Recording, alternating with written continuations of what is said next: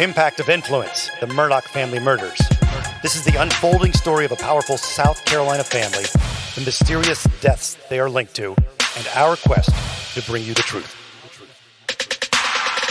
Hello, friend. We are so grateful that you've decided to spend some time with us. You have a lot of choices, and when you spend it with us, it's much appreciated. If you want to reach out to Matt Harris or Seton Tucker, you go to the Murdaugh Podcast Facebook page, murdaughpodcast.com, or mattharrispodcast@gmail.com. In studio today was our legal analyst, John Snyder, actually in Dwayne's Groove Shack today. Hello, everyone. Hello. I guess we'll start with some heat I expected to get because of the Dick Harpootlian comments last episode, where I may not have been clear enough in what I said, but I was ranting a little bit at how I was upset that Dick Harpootlian, who is Alec Murdaugh's lawyer, was getting a lot of grief for defending Alec. And so that brings us to Seton. Let's hear the complaints you've got over there. So we did get a listener question from Catherine, and she says, this comment is just for Matt because I noticed he commendably took full ownership of his support of the defense/Harpootlian. Some South Carolinians are going to disagree, and it has nothing to do with him taking on a hard case. It has more to do with his character. It has to do with him knowingly giving false statements to the press, i.e., he told the media the wrong hospital Alec Murdaugh was staying in after the roadside shooting. I'm not going to say he needed to give the real name. I'm saying he didn't have to lie. Y'all should care about this stuff. You had Trooper Moore on your podcast. Great episode, by the way. Dick Harpootlian treated his story with callousness and didn't even want to hear him speak, saying, it's just going to be the same old song. I'm not saying he needs to care about victims. I'm saying that if he wants any kind of public support or even the opportunity to be fairly and or slightly compared to Atticus Finch, he needs to pretend to care about the marginalized society that Alec Murdaugh took advantage of. Matt's going to get a lot of pushback on this one, and I hope mine is the worst. I do like y'all's approach, which thank you for that. And Mary Kay says, I believe your comments on Dick Harpootlian criticism are disingenuous at best. The criticism is in the corruption that exists given the inordinate power state legislator lawyers have over judges in South Carolina, a system within which he has greatly benefited. It is not about providing criminal defense. The reference to Kill a Mockingbird is absurd. Also, you recognize that money is also a determining factor in our justice system. It should not be. It is especially egregious when the money used for defense was stolen from vulnerable individuals. Finally, I don't remember you taking time to criticize Harpootlian for his recorded misogynistic comments. Where's the balance? I don't know anything about the misogynistic comments. Maybe I wasn't very clear. I was specifically saying about Dick Harpootlian's defense being criticized, or being criticized that he filed this motion or that motion, or the technique in which he has defended Alec. That is all I'm talking about. I don't know how he's voted on different issues. I don't know about the comment you mentioned there or what he said about truth. I was specifically saying about defending Alec Murdaugh in and of itself does not deserve criticism. I do remember the Trooper Moore thing, and I remember being kind of offended by that. But again, I was trying to specifically say about Harpootlian and defense. And when we were talking about Atticus Finch and John Adams, we weren't comparing Dick Harpootlian to them. We were comparing the role of a defense attorney, generically speaking, right? I think it's more the societal role that defense counsel provide, which is a key function of the adversarial process that we have in our country. So everybody should be getting A+ service. Like, everybody deserves that. Mm-hmm. And I think that's how I feel. And so even Jeffrey Dahmer?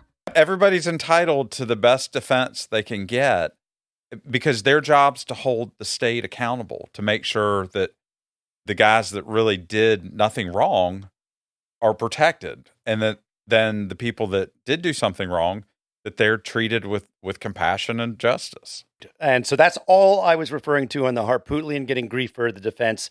And I also am not sure, like when he said about Alec Murdaugh and the hospital, I don't know if he was lying or he misspoke or what the case was. Or maybe he was confused. I mean, that one didn't bother me as much, because where they are, you basically are going to go to either Savannah or Charleston. You kind of have a 50-50 chance of going to either one, and it could have just been confusion. But I think attorneys do have an obligation not to lie. I think they have an obligation to be truthful. He's only as good as the information he's provided on things like that. So that point when he's talking about what hospital he is or isn't at, he's listening to this guy that we'll find out in a few months later is like on top of this massive criminal scheme. Mm-hmm.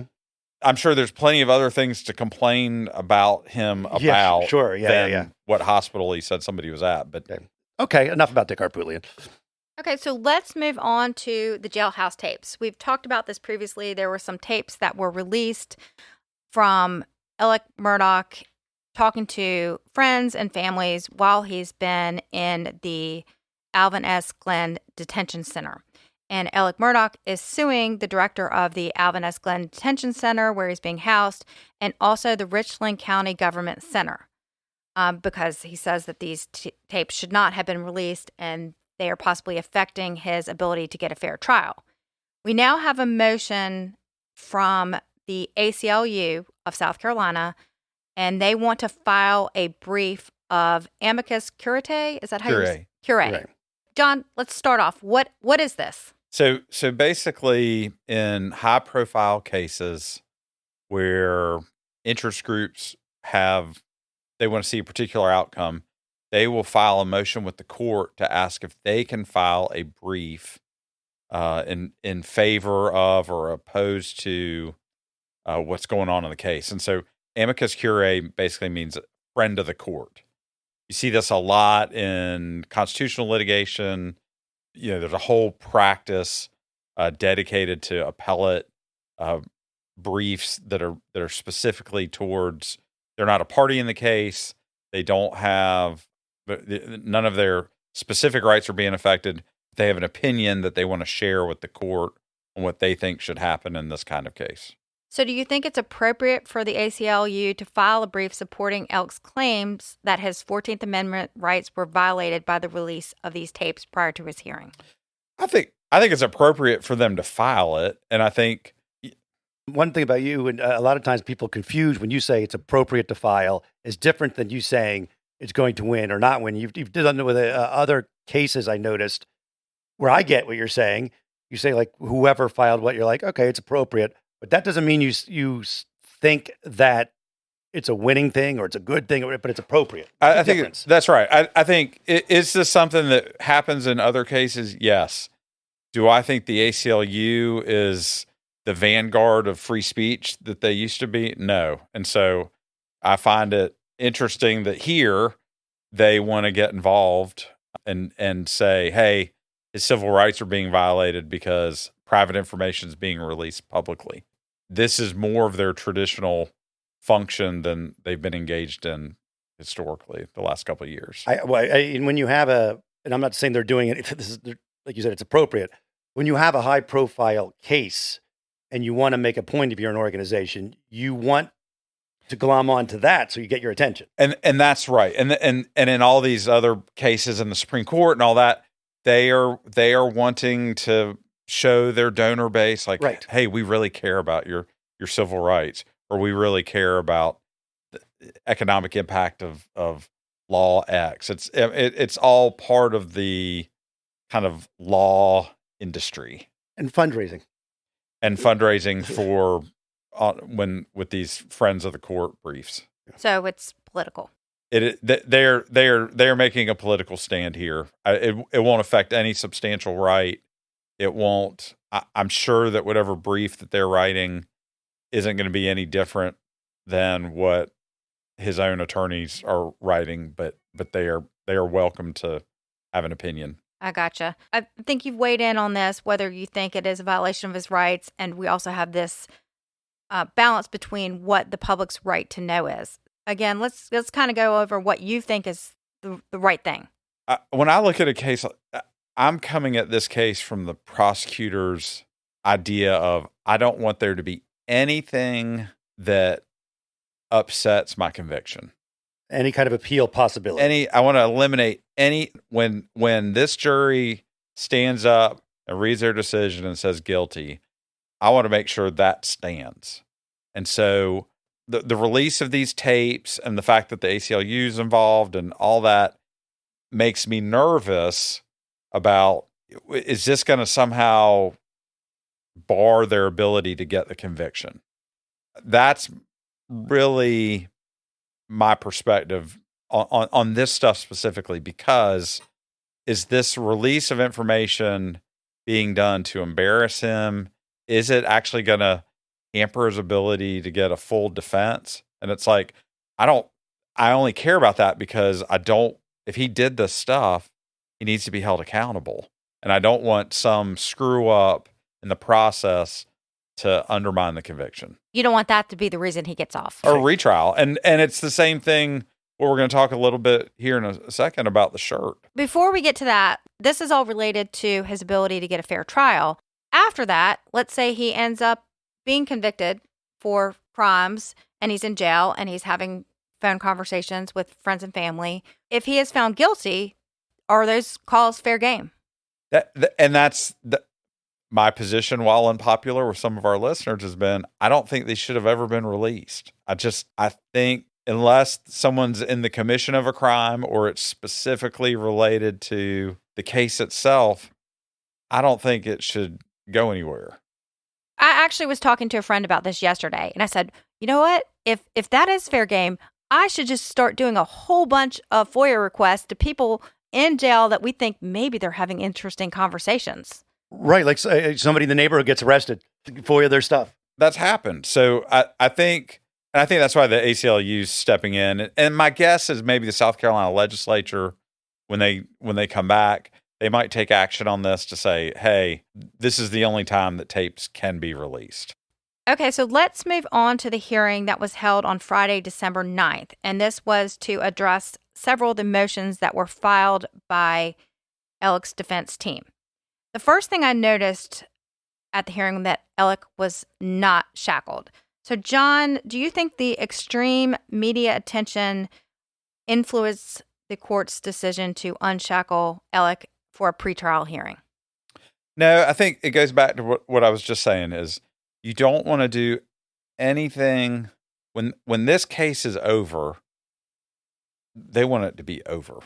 So they don't want to say, they don't want some appellate judge coming back and saying, well, he shouldn't have been shackled, therefore we order a new trial or we do this or that. And technology, just because we don't see shackles on him doesn't mean that he doesn't have, ankle monitor, shock belt. There's plenty of things out there that can be worn under clothing that will make sure no one moves very fast once a button is pushed. Okay. Besides the shackling that stood out was that Alex kind of grew his hair back in, for those who haven't seen it. He's got had a suit on. He looked more like a lawyer than he did in previous hearings. Yeah. And that's something that's important. I think good lawyers instruct their clients to come to court. I would always tell kids, I'm like, come and look like you either work, that you're supposed to be sitting at the table with me in a professional way. And a lot of, I kept a blazer and a tie in my office for my clients so that when you come to court, because you want to look different than everybody else looks in a positive way. Well, also, especially jury trial type things, or these things which are going to be seen by potential jurors. I heard a defense attorney once, I think it was Mark Garagos, talking about how already just the fact that the person has been indicted and is sitting at the defense table, the jury almost always, and this doesn't mean they don't come out with the right thing, says that person's guilty.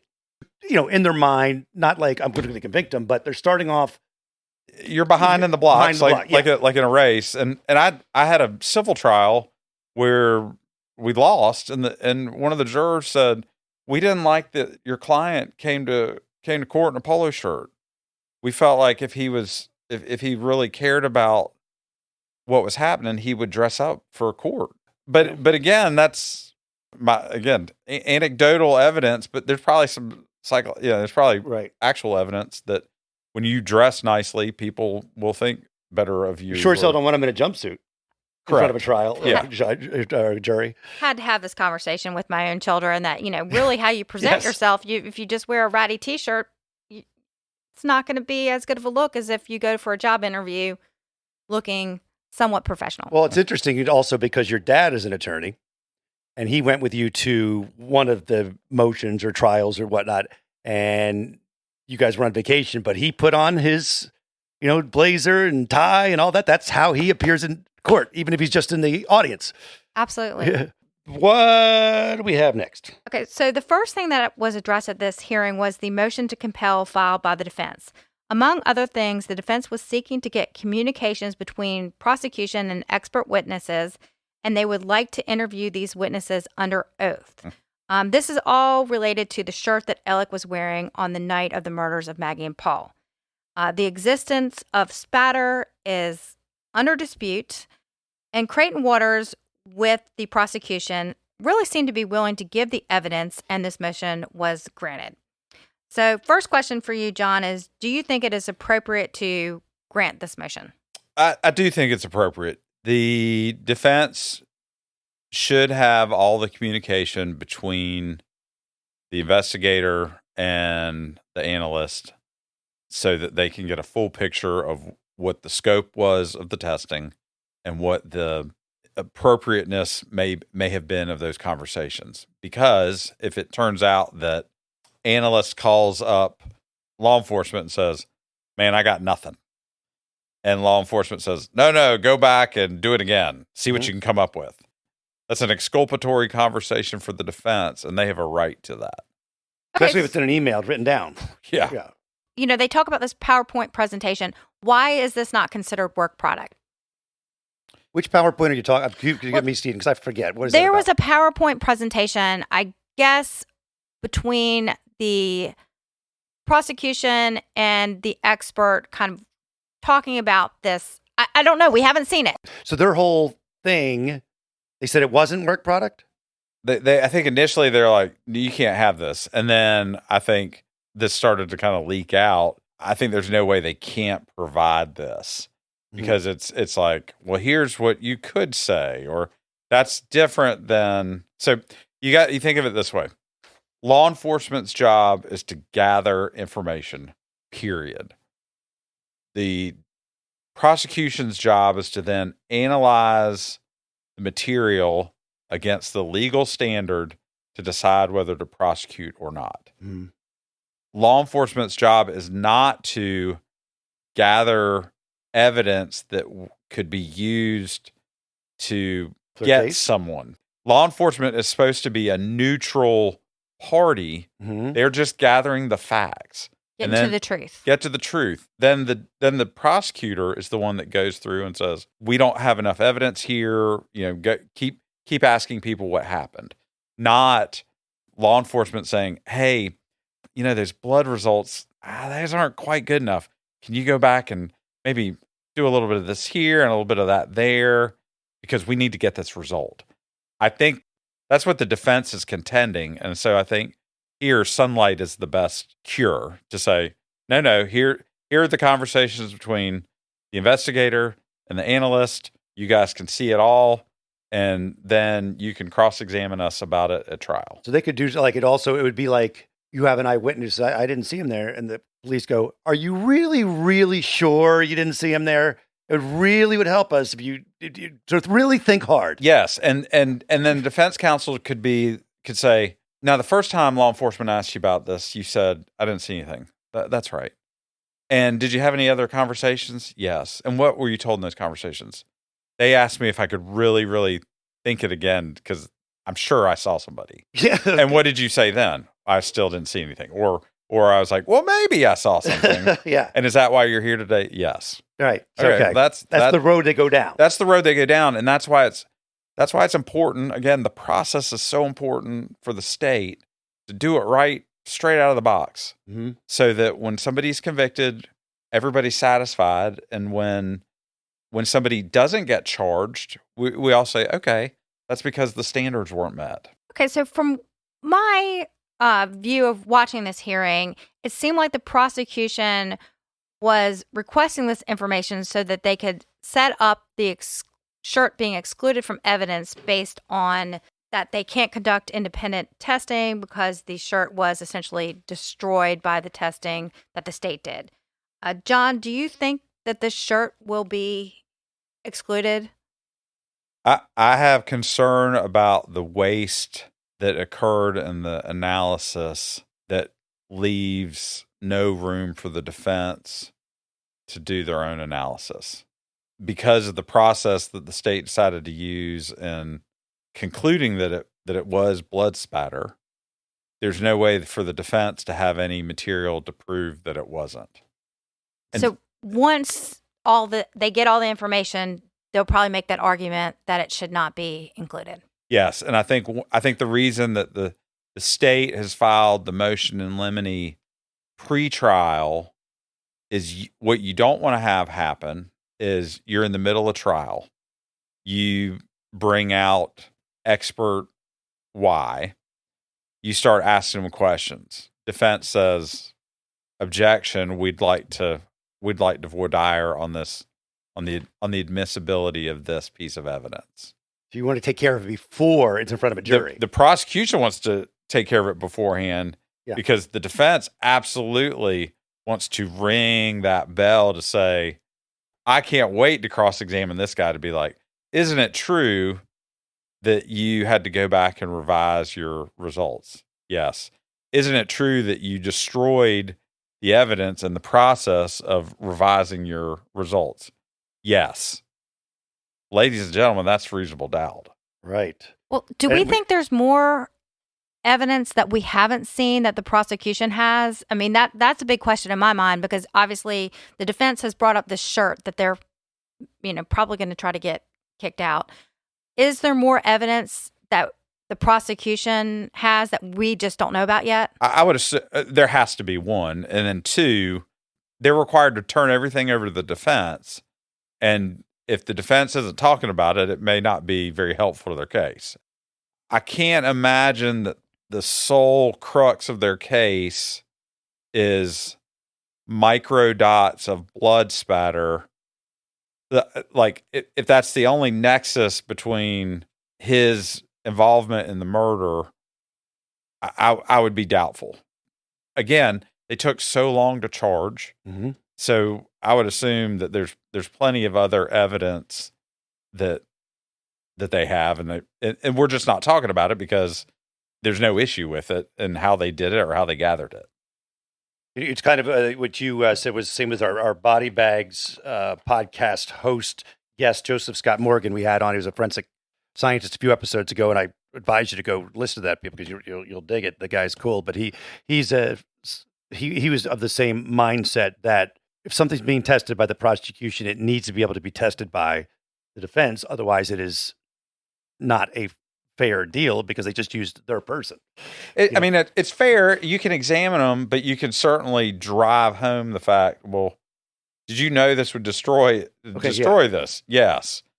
Was this a second, you tested it again? Yes. Did you know there wouldn't be any left over? Well, that's how we have to do it. Okay, well. Now we got nothing. Ladies and gentlemen, we don't have anything. Yeah.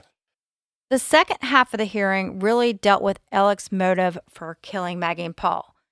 The state filed a motion in limine to admit evidence that relates to Alec's motive and also the defense's motion for a bill of particulars. Creighton Waters, with the prosecution, argued first, and he laid out Alec's motive. Much of it had to do with Alec's financial crimes and how they were kind of coming to a head with the pending boating litigation. Waters argued that Alec had 10 years of stealing, which culminated in the deaths of Maggie and Paul. We also hear about how Alec was confronted by a bookkeeper at his law firm about missing attorney fees on the day of Maggie and Paul's murder. This conversation was interrupted because Alec got a call about his ailing father, who consequently had lent him a lot of money in the past. He kind of describes the situation with the walls crumbling in with all these white-collar crimes, which led to the murders of Maggie and Paul. And a quote from the hearing was, "The day of reckoning was upon him, and he was out of cards to play." And then we hear from Griffin with the defense, and he argues that You can't just say our client's a bad guy, and it doesn't fit the acid test for relevancy under Rule 404B. And I want to get with John about that. But first, what old John Snyder nailed on one of our episodes was that the motion for bill of particulars was going to be denied. It was. It's an old bill of particulars. It's done, used in South Carolina or North Carolina, much for that matter. Snyder tried to pull it off and it was rejected because, yeah, you were. It's worth a shot.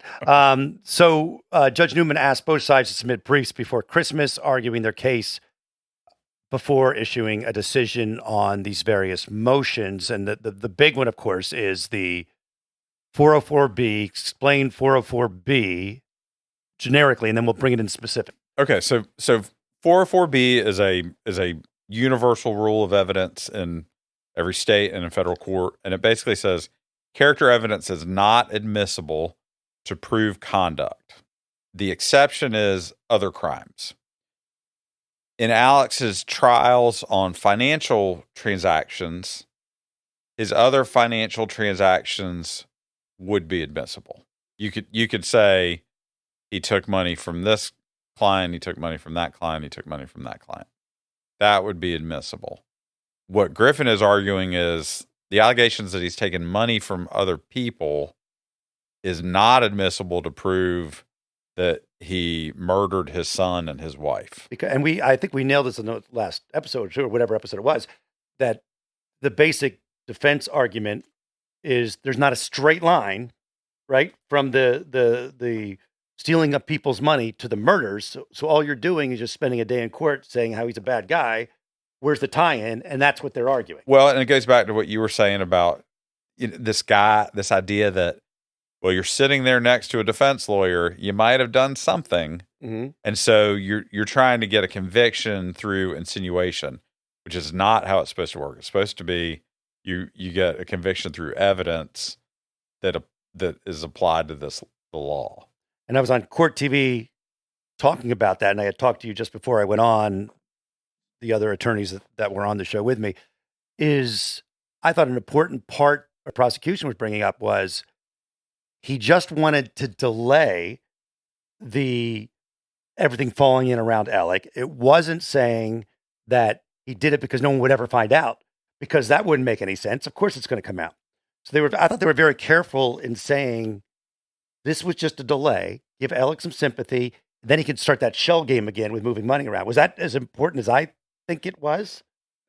That's what the prosecution argued.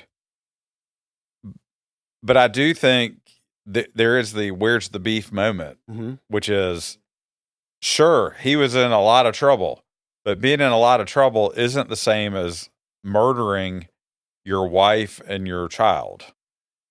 I was watching Good Morning America the other day, and their legal analyst, Dan Abrams, said that he thought the motive was kind of weird, being that it was to get sympathy and distract attention, I guess, from the financial crimes. This is definitely different than what we have heard or read about in a lot of our local papers. What, John, do you think of this assessment? So I watched that also. I'm going to assume that there's a lot more evidence. What the state has, we've only gotten just a little glimpse into through these motions, and that they have a rock solid case. Abrams' interpretation was, the only reason he murdered his wife and son was to create a distraction from the noise around the financial crimes.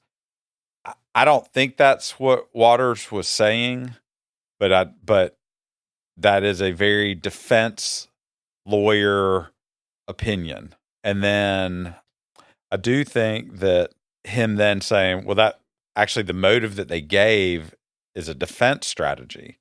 The defense will come in and say, all they have is the fact that things were going bad for him in this other area of his life. Therefore, he must have committed murder. So I thought Abrams was making maybe Harpootlian's argument for him on Good Morning America. And Abrams is commenting, like we have done a lot on this podcast on what we know or what he knows. As you just said, there could be a lot more, but just on this is what he's commenting on. That's right. So that's important to remember, that this isn't him saying the whole case is shot to hell. He's just saying there's a leap from stealing money and shooting your son in the face. Well, right. And part of what makes doing this, and the reason we do this, the reason they cover it, is it's fascinating. And so when we hear the state get up and start to give, a little bit, kind of show their slip a little bit of what the case is going to uncover, we find that maybe there's a bigger chasm between what we think the evidence will be and then what it is. That is, in my mind, a defense lawyer oriented anti-state prosecution viewpoint that, I'm Dan Abrams and I'm thinking that's kind of a weak argument and that actually helps the defense. Well, if we don't have if all the evidence is just circumstantial, like it's just these financial crimes, which may or may not be let in, to be determined, and we don't have the shirt, if the shirt gets thrown out, could that be a problem? You have a body, you have projectiles that are in the body, and I would assume that there's all kinds of other forensic evidence. There's going to be footprints, there's going to be shell casings, there's going to be fingerprints, there's going to be evidence that bleach was it could be, there's all kinds of evidence of him covering up a murder that took place. And so they may argue, yes, we don't have a bloody shirt because he had an hour and a half to get rid of the bloody shirt. And so he put on another shirt and there was still blood on that. I think there's an easy way to close the argument, and there's, I would assume, plenty of evidence. The defense will come in and say, yes, there were casings everywhere because everybody loved to come out there to shoot their gun. And that's the defense lawyer's job to say there were all kinds of footprints here. I worked on a case early 90s it was a police officer had murdered somebody down in Monroe, and it came down to a shoe print. And there were only 2 people in that area that had that type of shoe. And one of them was a retired officer, and the other was his son. And his son happened to be in the area where the young lady went missing.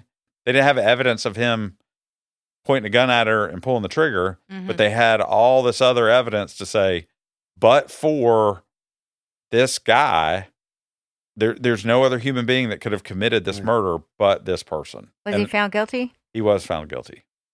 What do you think the chances of the financial crimes being admitted into evidence in the murder trial? I'm going to assume that there's a link that's clearer than what we have right now to show some, phone calls, cell phone records, something else that shows the connection. Even if they're not admitted, that doesn't mean he can't be convicted of murder. It just means it's going to be a shorter case focused on the evidence of what was found at Moselle. I guess one of the big things is going to be the timeline and the conversations with Chris Wilson, who was part of the $90,000 or whatever that he found out about that day, and his 2 calls or 4 calls, or whatever it was, to Chris Wilson. I think that's going to be a huge part, right? And also the caretaker, what time he showed up at the house. Well, and another thing that Creighton Waters with the prosecution brought up during this hearing was what Ellick did when first responders arrived at the scene. He was quickly trying to say that this had something to do with the boating crash litigation, and that's the reason why Maggie and Paul were killed. Why they brought that up as a reason to use the financial crimes motive? I don't understand the tie-in there. I mean, we know that the boating, there was going to be a hearing 2 days, I think it was, after the murders. And he wasn't going to have to reveal his finances at that time. It was a hearing to determine whether he would have to give that information. Right. in that case, we have evidence that we've seen in the civil case where he arrives at the hospital. He starts trying to manipulate, according to the allegations, he's trying to manipulate the victims of the boat crash, the law enforcement that was there to investigate the boat crash, and emergency personnel that were tending to his son and his friends. And so they may say Alex's MO is to come in and try to affect the gathering of evidence. He's trying to twist and turn crime scenes. Well, another kind of thing that they seem to bring up as almost a pattern was this Labor Day botched suicide shooting thing that, they kind of tried to say he was under pressure that day of this Labor Day situation because he had been confronted by his law firm. So the 2 days that he was confronted the day of Maggie and Paul's murder because of the financial crimes, and then he was confronted again on the day of this murder-suicide. Or right before it. Right. It was, yeah. Right, shortly before that. I mean, I don't know if you could say two times or a pattern, but it seemed to me maybe that was what they were trying to go for. Again, I believe they will have stronger evidence than we're aware of, but if that is the total scope, they'll have trouble on bringing that stuff in solely to secure the conviction in the murder case. Okay, if they want to bring in, going back a little bit, do they want to bring in that he said it was one of the boating people? Can they start saying, okay, like you just mentioned, what he did at the hospital, when Gloria Satterfield fell, he got to the scene really quickly and started talking about the dogs and went into town and did all this stuff, right, to allegedly manipulate all that. There was Murdaugh's allegedly involved right after Stephen Smith. But so is it opening the door by saying, look what he does? That gets into one of the exceptions to 404B, which is common plan or scheme. That this is how he always operates when he's doing bad things. He does a bad thing, and then he immediately goes into, oh, don't go in there. That's where the dogs were, and don't do this. Like, this, I don't know where the cell phone is. Oh, it happens to be in the woods. Like, he's trying to manage the crime investigation because that's what he did with the beach case. That's what he's done. And all these other things, he has impeded law enforcement from discovering what really happened.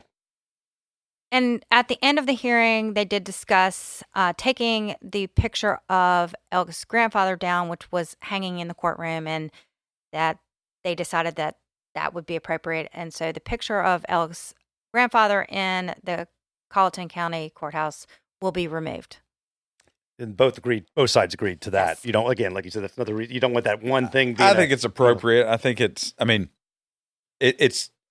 wildly traditional to have the picture up. That's normal.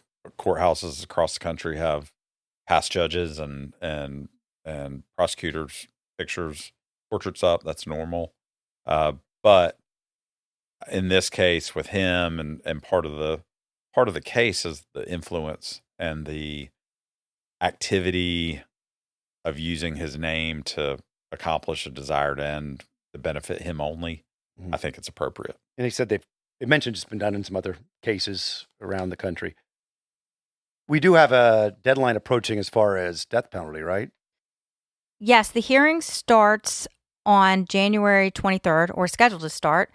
And I believe a decision on whether the death penalty will be sought has to be 30 days in advance of the trial. Is that correct, John? That's right. So we're going to have a lot fall into place here before Christmas. Yeah, we'll see what these briefs say. They should be interesting. If you want to reach out to us, Murdaugh Podcast on Facebook, Matt Harris Podcast at gmail.com. And thank you, John Snyder, for coming into studio, our legal analyst. And thank you, producer Dwayne, who always does a fabulous job at making us sound somewhat intelligent. And we're always grateful. And we'll talk soon.